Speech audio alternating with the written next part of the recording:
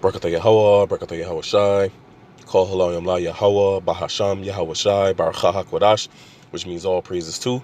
Yahweh is the name of the Heavenly Father. Bahasham means in the name. Yahweh Shai is the name of his only begotten Son, who the world ignorantly called Jesus Christ. Baruch HaKodash means in the Holy Spirit, the Spirit of truth, only way to worship the Father and the Son. Double honors to the apostles and elders of Great Millstone. Peace, blessings, and salutations to all you brothers who are preaching the gospel in truth and in sincerity, always in charity. This is Brother Mathate from the Great Millstone Camp, the branch out of Des Moines. And what you see here on your screen is a news article, from the local news out here in Des Moines. And it's entitled Destructive Jumping Worms Found in Iowa. So it says Imes, Iowa, right? Jumping worms are taken. Imes is about 25-30 minutes outside of Des Moines. But it says jumping worms are taken over. They have now been found in 12 Iowa counties, including Polk County. Jumping worms are a type of earthworm. They are called jumping worms because of the violent wiggling and snake-like movements they make when uncovered. The night crawlers and garden worms we think are beneficial in our soil get elbowed out of the way by the jumping worms, right? Said Donald Lewis, Iowa State University entomology professor. Jumping worms are originally from Asia. They reproduce faster and eat more material than garden worms. Jumping worms leave the soil Jumping worms leave the soil the consistency of coffee grounds, a granular soil that is not conducive to plant growth. So really they eat everything, right? And they leave the soil bad. So nothing else can grow there, right? It says right now they are not easy to spot. In the springtime and early summer, the jumping worm is in a cocoon stage, also called the egg stage, Lewis said. They are easily transported. Those tiny little 2 millimeter eggs could stick to the bottom of your shoes, Lewis said. In the fall, when the eggs have hatched and the jumping worms have grown, they will not be hard to spot. Lewis said that right now there is no pesticide that deals with jumping worms. He says the best way to handle jumping worms is to separate them from your mulch, your flowers, and your garden. So it's nothing, right, to stop these worms, man. And as I came across this article, a certain precept popped in my spirit. This is the book of Isaiah 14 and verse 11. It says, thy pomp is brought out. It's talking about the king of Babylon, which is here in America. You know, you can start here at verse 4 and let you know who it's talking about. So it's talking about America, right? Verse 11, it says, thy pomp is brought down to the grave, and the noise of thy vows, the worm is spread under thee, and the worms cover thee. Now, what this is going into corrosion. You can look at the infrastructure. You can look at the roads and the bridges and so forth and so on. You can see that this place is crumbling. You can also look look at the money system and how that is being devalued every day. Right? Look at the state and the status of living here is being devalued continually. But also applying it to that article we just read, man. See, those worms, that's a plague. That's a plague, just like how locusts and grasshoppers come and eat up certain things. That's a plague, man, and that's only going to add to the food crisis that's taking place here in America, man.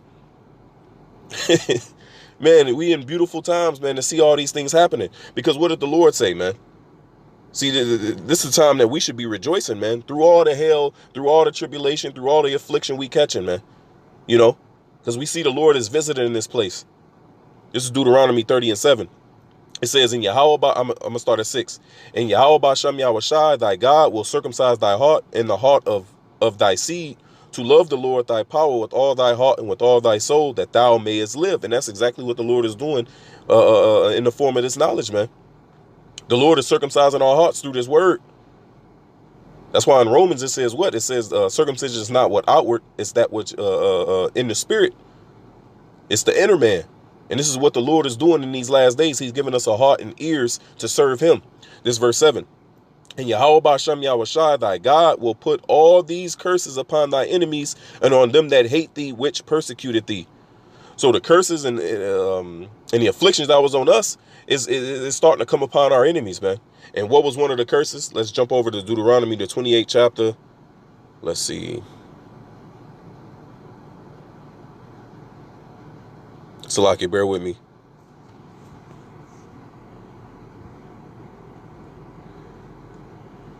This is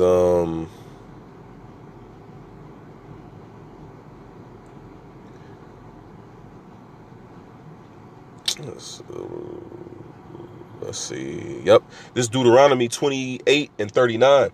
It says, "Thou shalt plant vineyards and dress them, but shall neither drink of the wine nor gather the grapes, for the worms shall eat them," man.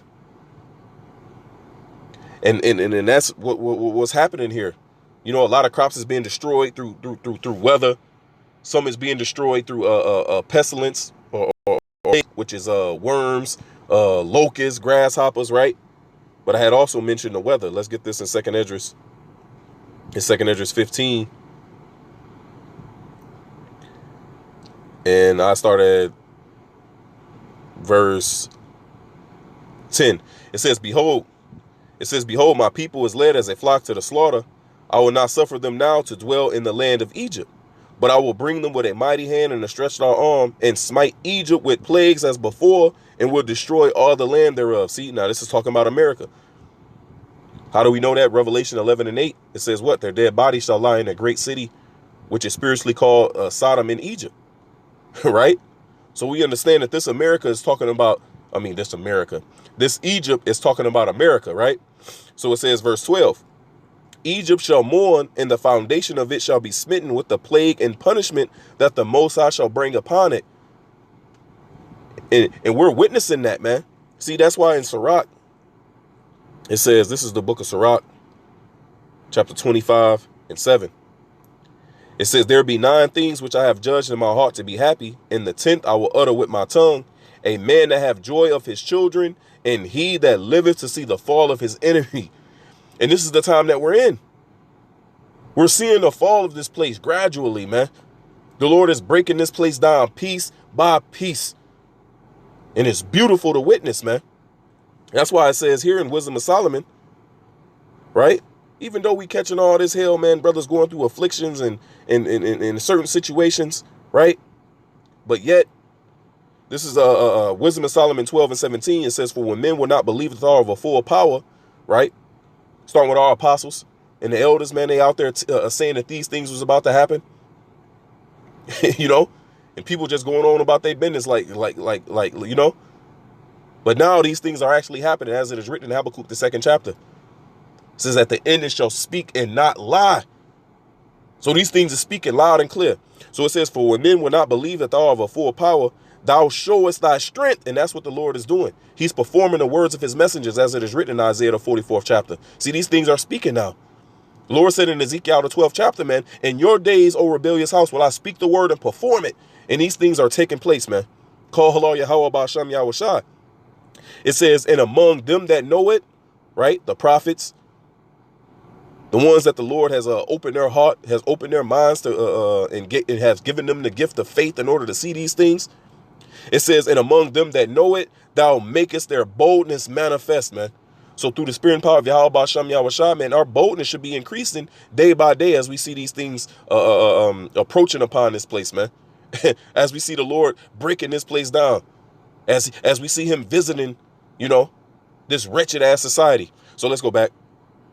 Second Esdras 15:10 again. It says, I'm in verse 12. It says, "Egypt shall mourn, and the foundation of it shall be smitten with the plague and punishment that the Most High shall bring upon it. They that till the ground shall mourn, for their seed shall fail through the blasting and hail, and with a fearful constellation." Man, you see that? So certain bad weather is destroying certain crops, man, certain vegetation. Same thing that happened in Egypt when the Lord had it rain hail, fire and hail from heaven. We're in beautiful times, man. You got certain meat processing plants, man, blowing up and getting shut down. You have another thing, man. You got this bird flu that's going on. A lot of chickens was just slaughtered out here, man. And in the scriptures, that took place in Egypt as well. This is the book of Exodus 9:3, it says, behold, the hand of Yahweh Basham Yahushua is upon thy cattle, which is in the field, upon the horses, upon the asses, upon the camels, upon the oxen, and upon the sheep. There shall be a very grievous murrain. Oh my God. So now when you go into that word murrain, it's a pestilence or plague. It says a cattle disease, right? And just recently they recalled, I think it was like, don't quote me on it, but I believe it was like 2 million pounds of ground beef, right? That they just got recalled back, man. And once again, it's only going to aid, it's only going to add to this food crisis, man. There was an article that came out, man, about baby formula is low. You know, now these people panicking because they can't get baby formula. Well, the Lord made milk out of your breast, as it is written in the book of 2nd Ezra, the 8th chapter. You see, but those that have been called back into the good graces of Yahweh Basham Yahushua, see, we understand these things, man. See, the Lord has been preparing us. That's why it's a lifestyle change, man. You see, women starting to eat right, man. Starting to take care of themselves, knowing what to eat in order to produce the milk for your children. It's a beautiful time we're in, man. Call halal Yahweh Basham Yahushua for this faith and for this word, you know, because, man, it's going to be grievous out here, right? The Lord said what he would do. This is the book of Ezekiel 4:16.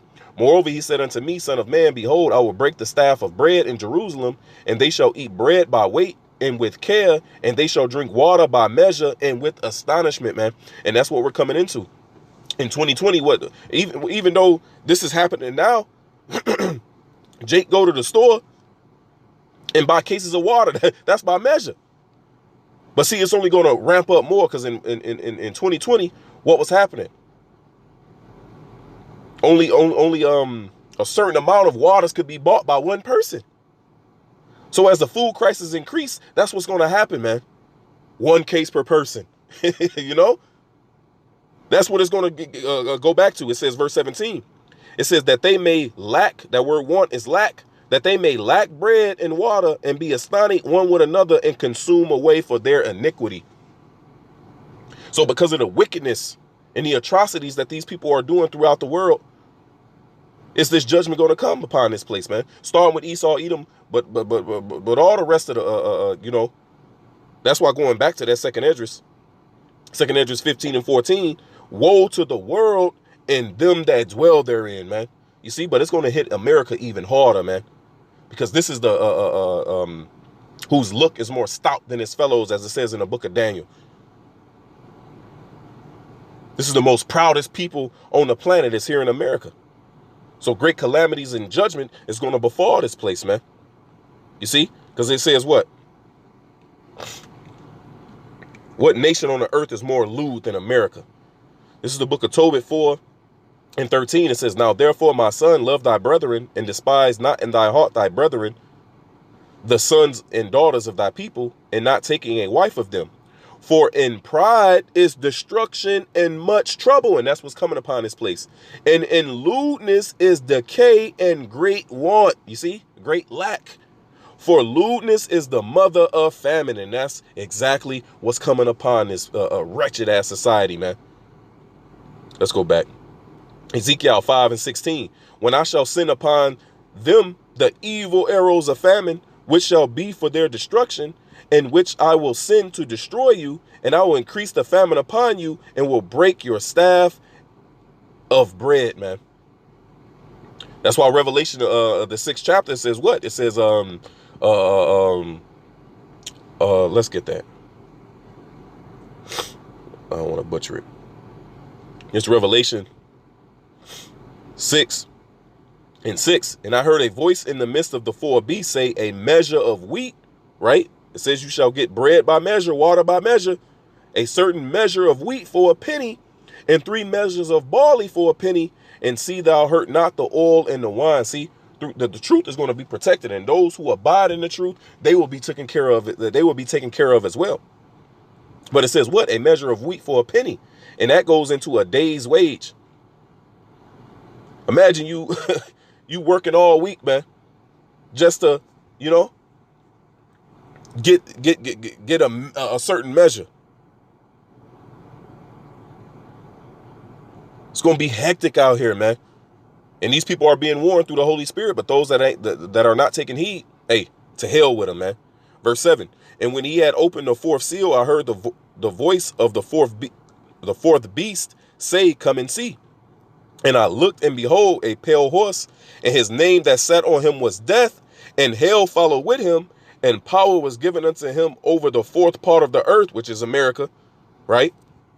Apostle Tahar brought that out in his lesson, which he gave credit to the cats out in Sakari, you know, going into the fourth part, which this is the fourth part over here in America. It says the fourth part of the earth to kill with sword and with hunger and with death and with the beasts of the earth, man. As it is written in Ezekiel, the Lord said he gonna get the dogs to slay and to tear. Oh, mind you, there's a shortage on dog food as well, man. I seen that article not too long a while back. So we see how the Lord is preparing this thing, man. Beautiful times we're in, man. Beautiful times, right? This is the book of Leviticus. I believe it's the 10th chapter, but I'm not sure.